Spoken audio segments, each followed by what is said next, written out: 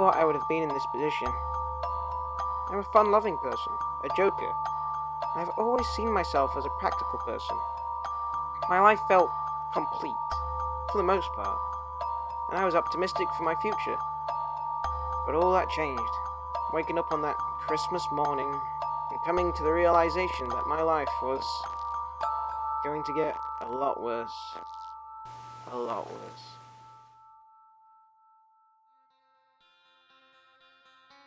Depression's not something you kind of know how to cope with. It's a shock. It's something you can't sort of accept ever. You think you can learn to deal with it, but you really can't. I was heartbroken, to say it nicely.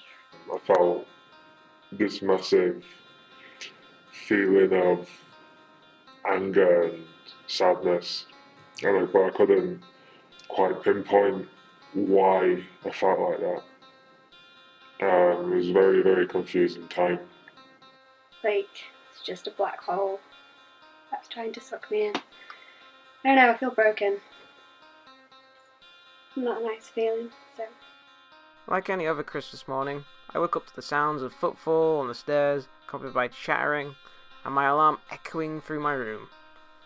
After a rough few weeks, I had started sleeping with my laptop by me, to be in close contact with my friends at all times, to help me get through my stress and sadness.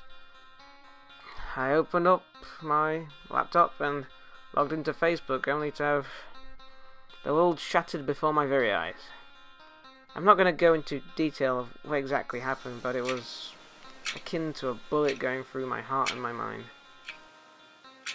My day ruined, my life detached. My future? Not even I knew. I lived the rest of the day, and the rest of Christmas, in a bubble, barely conversing with anyone around me.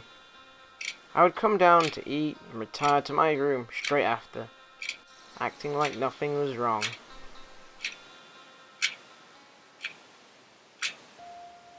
Coming as far as I have,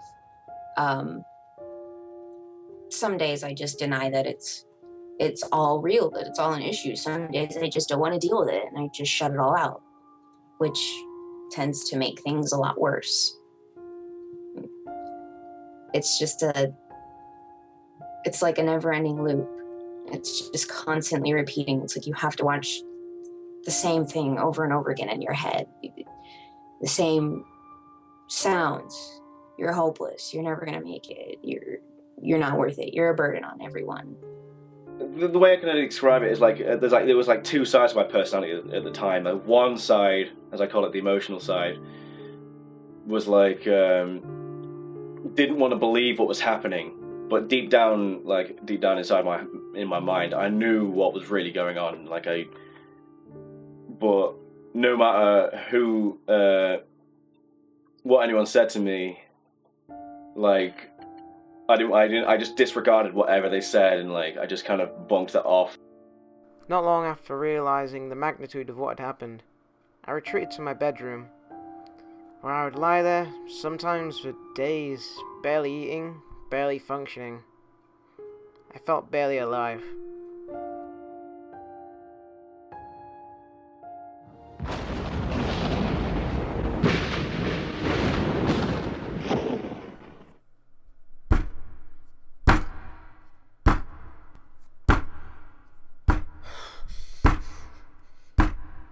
Why did this have to happen? Why did it happen to me? What sort of world do we live in where I can be justly tortured in silence? I shout while beating against my desk. I felt almost joyous when no one is at home, and I could yell it all out of me. I became selfish and ignorant. Everything had to end in an argument. My temper was rising, and my patience was almost non-existent. I needed help.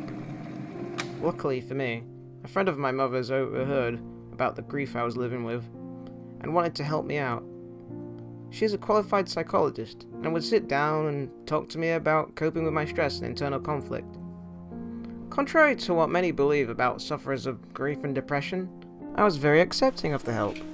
and used every minute of my sessions to vent and explain how I was feeling and how I could work on getting myself better. Unfortunately, for me, I was still a long way away from being okay. A very long way. There was part of me that was thinking, it's your own fault kind of thing, and that didn't really help me out at all, because I started lashing out, punching things, swearing quite a lot, and generally it didn't really help my mum out either because it was causing her stress. But I used to go, if people looked at me the wrong way kind of thing, I think they'd be thinking stuff about me. I would get mad over the littlest things, like if someone would annoy me or if someone would wake me up. I would get mad over the dumbest things, but at the same time, I knew that if I would have lost my cool, the situation would have gotten worse. So basically, in order to control my anger, I would stay away from people. I would stay away from my family, my friends. I would just hide in my room all day, just to make sure I didn't do something I would regret later, which I did often during this time.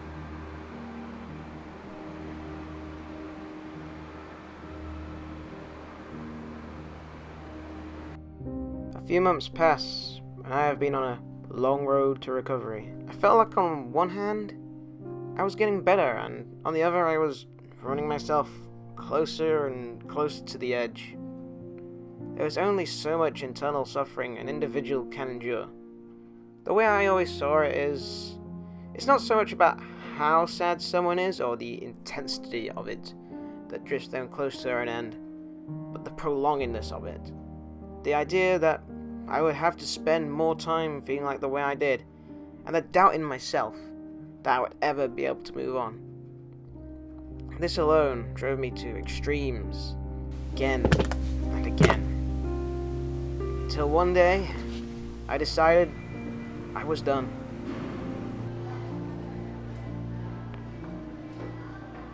And I just remember thinking, right, that's it. I'm gonna do this, and this is it. And I just remember crying and walking up the stairs. I tried to not let anyone on to the fact that I was planning the event, but eventually it did seem to get to the point where I thought, no, I have to go through with the plan. The only way I can describe it is I genuinely felt like I knew what it felt like to be insane, because I had two parts of my brain screaming at each other. Thinking about how things are going to be so much better now, that I don't have to be depressed all the time, as in I'd be in a better place. At this point I thought, oh God, I'm gonna die. No one cared about me, no one wanted me. I just couldn't deal with what was going on up here. Well, I'm going to do it. I was there. I was finally there. People were ringing me on their phones, texting me, putting out searches to find me, but I was deaf and blind to it all. Staring at that door, which had my view of my own salvation on the other side. A 10-story drop. I sat down to get my head together and get ready. I looked through my texts. They were coming through thick and fast. Paragraph after paragraph. Plead after plead. My selfishness thought nothing of it. Next to nothing of it, even. I was in a haze. I was too close to give up now. Or was I? Or was I? The thought went through my mind. What will it be like? To have no perceptions, to have no senses, to have no thought. Throughout all the stress and confusion and outrage, I've forgotten the importance of the ability to simply think, to develop my own views. I know it seems stupid, but that's because I was. When I hit the pavement, all I was going to see was black. Endless blackness. You can't redeem yourself from there. It's all over. I was pondering on this thought for so long. I was escorted out by the security guard for loitering. It was almost funny that the thing that should physically stop me from doing what I was going to do was some friendly-faced security guard popping his head out the elevator asking me to leave. When I find myself in positions where anger no longer works, where bargaining is when you're backed in a corner. It's not something you want to do because essentially we're all selfish creatures. We don't want to give anything up. We want it all.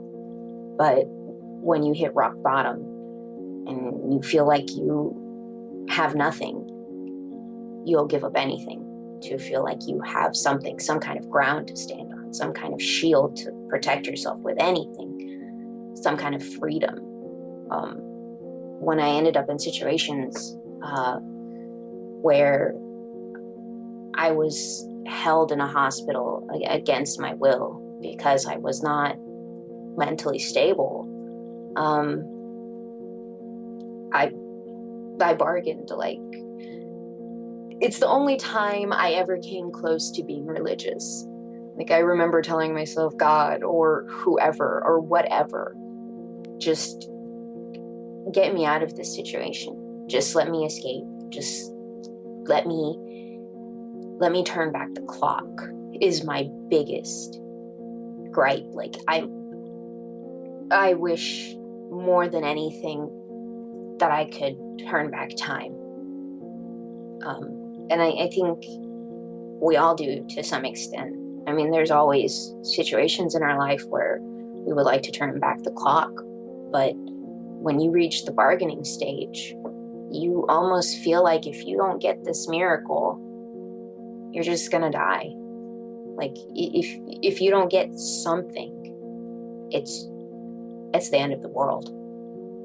That's why you're willing to give up anything. I'd be willing to cut my lifespan in half if I could just go back and fix some of the things that I've done to myself and to others, and the things that I've said and thought, the choices in life that I've made. It's like a last resort. After being escorted from the car park, I found myself being slowly followed by 2 police officers. Soon enough, I ended up in the patrol car. It was at that very moment when everything I had done started to really hit home. I broke down in that car. What had I done? I would do anything, absolutely anything, to not be here. Ironically, I was gonna get just that. Once the vehicle had came to a halt, my mother and sisters, along with the police, walked me over to Harrison House. Everyone in tears and worrying. And I spent several days in a mental health lodge. Of course, on the first day, I was still livid. I was angered out of my very mind. I can't believe they would just take me to a spot, especially when I'm at my most critical, and just say, no, you're not allowed to leave. You have to sit here and you have to sort yourself out. Surprising enough, I recuperated a lot faster than I probably thought I would have done, actually. And I was on my way out after around 3 days. And back home.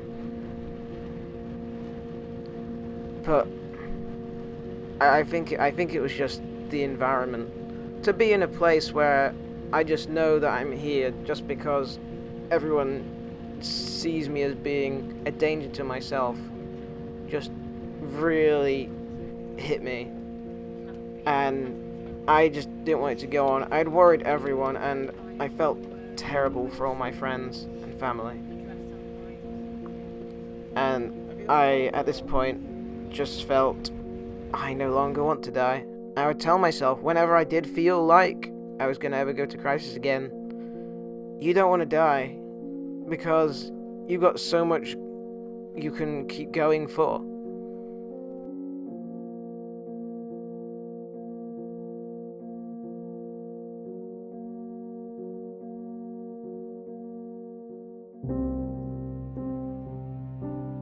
sides when I'm in my, I know everyone's different, but with my stage of depressive times, I feel quite cold. I mean, usually I'm a warm person, like physically and emotionally.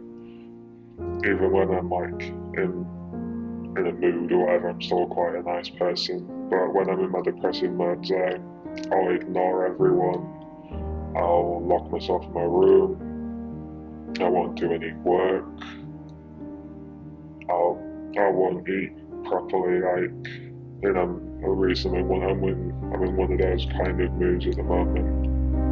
I haven't eaten properly in about 2 months. I've been eating like a little bit here and a little bit there, but like to eat the big meals, I've had to force myself. But apart from that, I've only had like maybe half a meal in a day. And not much to drink either, so I'm feeling quite crap. And I just feel like no one will understand how I feel, even though I know there'll be lots of people who will understand. It's the feeling of it's my depression. No one will understand how I feel to myself. Well, the way I deal with it is the way I deal with anything. Like, I kind of isolate myself from everyone else. I didn't want to talk to anyone. I just kind of like sit there in a room almost completely quiet, with my own thoughts, and like throughout the entire day, I just feel dark. It's a weird feeling, like in your core, like down there. I just felt weirdly dark. It was a weird feeling, and I've got this thing like whenever I see mates or anything, like whenever I see a friend, I'm always my normalish self, like where I'm quite talkative, but the minute that we depart, or the minute I leave them to go home, I just instantly just quieten down, look at the road, and just go back to my own depressing thoughts of why, what, when, how, and stuff like that. During the depression stage, my grief became more manageable. I regularly still get morning depression, which I'd prescribed pills to help me suppress.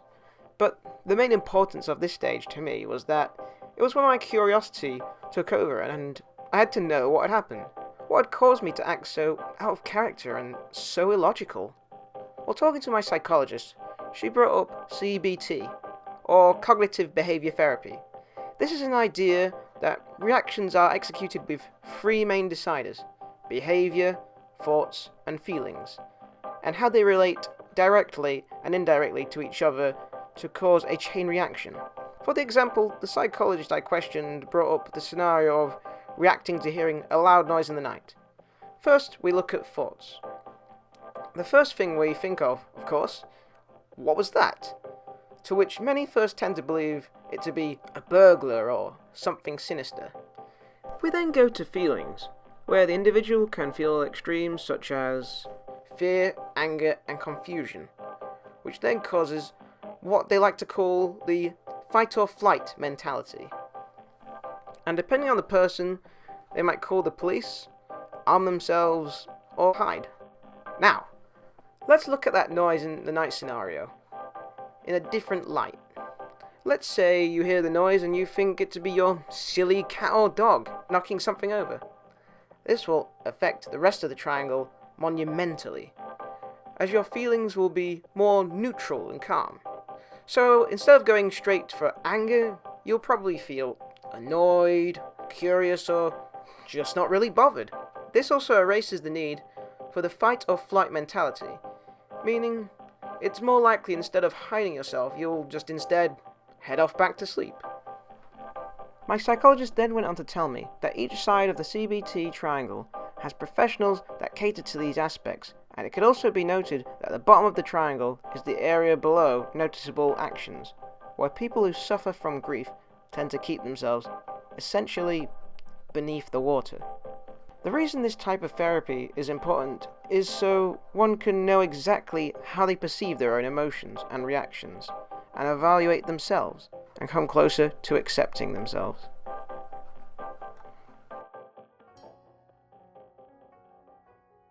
Acceptance. The final stage of grief. You notice I say it's a stage of grief, rather than it just being the end. That's because acceptance is not just the end of it. It is the first stage of getting out of it. So it is a stage in itself. And it still goes through its transitions. As acceptance is that you are, as it says, accepting what has happened and what you have done throughout these stages and what caused the initial shock. But you don't have to be over it. It's just that you are now a bit more in touch with your life and starting to listen and be able to evaluate more and know what you're talking about, know what you're experiencing, and know that you're going to be okay. As you at this point should know that it's only human what you're experiencing if you are going through this. As I've shown, how many people go through the exact same stages as everyone else. And now I give you my advice. If you are feeling like you are going to experience this, or if you are experiencing the 5 stages of depression, that you should stay in contact with those who care about you, as they can really help you, and you should listen. Listening is really key, because it's when you start to listen, when you start to really move forward. That you're not alone and that a lot of people suffer from it, and it's nothing to be ashamed of.